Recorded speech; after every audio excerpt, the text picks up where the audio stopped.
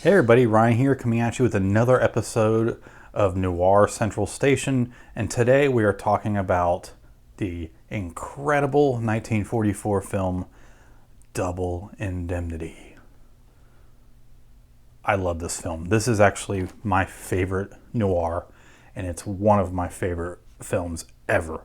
I love this movie so much. So much to say. This is actually one of those films that I actually don't have any notes for because I just I've seen it so many times, and I rewatched it again recently, and I just fell in love with it all over again, and I don't need to write down bullet notes of what to talk about. So, as you guys know, this film is directed by Billy Wilder. It is written by Billy Wilder and Raymond Chandler, starring Fred MacMurray, Barbara Stanwyck, one of my favorite actors, Edward G. Robinson, from the novel by James M. Cain. Sorry, I've been under the weather for the past few days, so my words aren't coming out 100%. So, as you know, this movie is about an insurance man who is going to check out an old open case that's about to lapse, and he wants to make sure that they're covered, so he goes to the house, and the guy that he wants to talk to is not there, but his wife is, and he kind of feels a magnetic force to the wife, played by Barbara Stanwyck, and he just cannot get her anklet out of his brain. They flirt a little, and next thing you know, they're plotting to kill her husband. And in order to do that, or because they do that, their plan is to get the insurance money. If an accident happens that's like really rare, then they get like double the money, hence the title. But most of you guys, if you clicked on this video, I'm sure have seen this, but I will still avoid spoilers because I want to try to make it appeal to other people as well. So my favorite thing about this movie, and there's so many things that I love about it. So this movie, it's gonna be a little bit different how I talk about this. I'm not gonna like pick apart like one, screenwriter or something like that.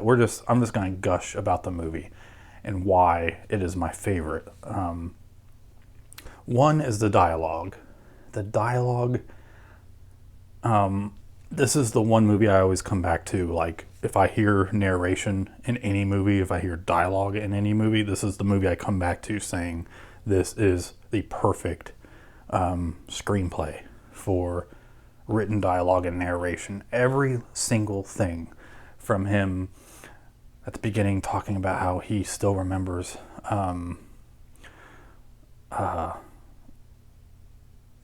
what is it, the smell of the honeysuckles, and who would have thought that honeysuckles would have smelled like murder. Tons of great lines. The witty dialogue, full of double entendres between the two leads. Everything from him acting like he's speeding, and she's like, "Oh, you're speeding. I might write you a ticket, or pull you over." And he's like, "Why don't you write me a ticket?" And it's just full of chemistry between these two people. Edward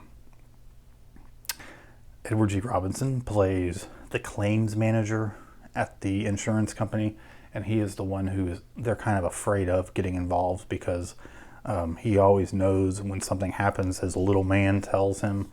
Edward G. Robinson is the most prolific actor I have ever watched, and I know that because I've actually been tracking for about 15 years now all the movies I've been watching for the past 13 years.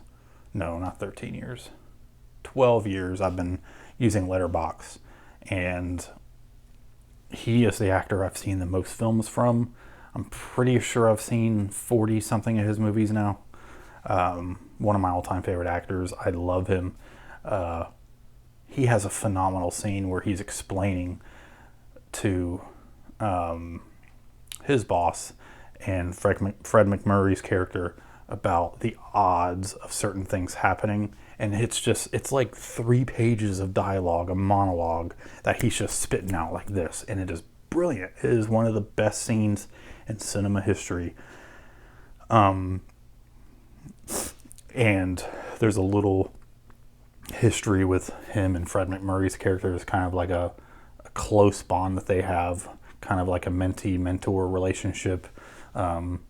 So he knows that something's off about this case because, but he doesn't want to pay out the money because he knows there's something off, but he doesn't know what it is because the person that's closest to him is involved. LA in this film is beautiful. It just has that 40s LA before it got so huge.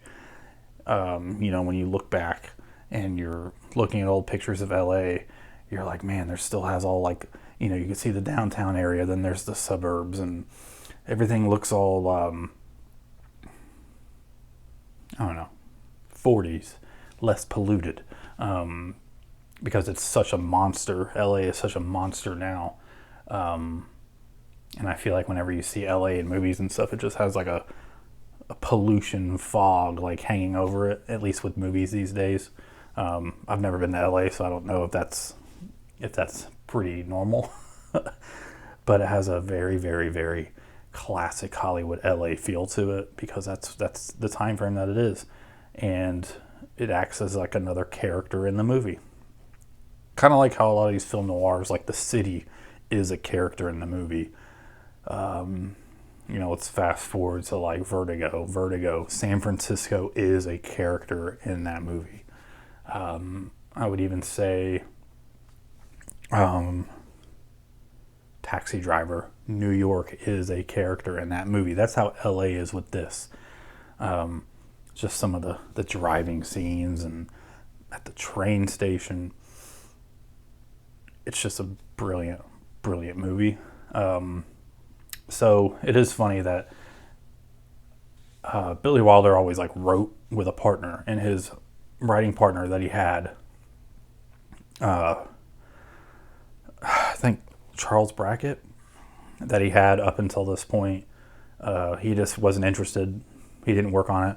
So he had Raymond Chandler, who is pretty legendary in his own right. Raymond Chandler and him did not get along. Raymond Chandler basically complained to the studio that Billy Wilder was a nutcase and he didn't want have anything to do with him. He can't work with him.